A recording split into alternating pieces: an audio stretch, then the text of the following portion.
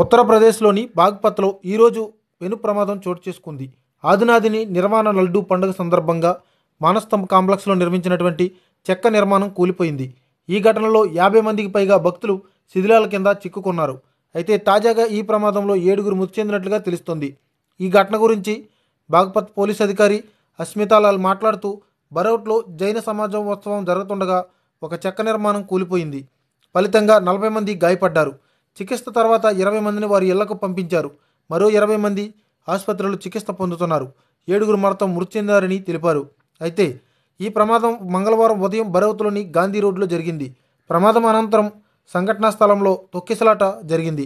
సమాచారం అందుకున్న పోలీసులు సంఘటనా స్థలానికి చేరుకొని సహాయక చర్యలు చేపట్టారు.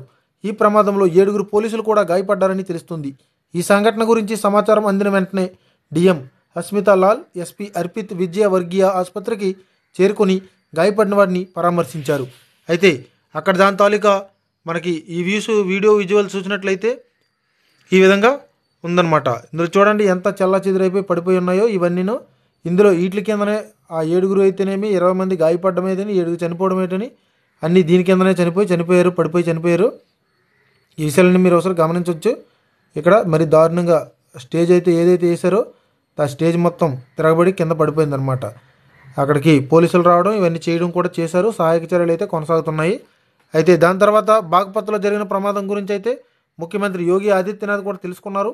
అధికారులు వెంటనే సంఘటనా స్థలానికి చేరుకొని సహాయక చర్యలను వేగవంతం చేయాలని కూడా ఆదేశించారు. అయితే గాయపడిన వారిని వెంటనే ఆసుపత్రికి తీసుకెళ్లి సరైన చికిత్స కోసం అందించాలని జిల్లా పరిపాలనా అధికారులకు సీఎం ఆదేశించారు. అలాగే గాయపడిన వారు కూడా త్వరగా కోలుకోవాలని ఆకాంక్షించారు.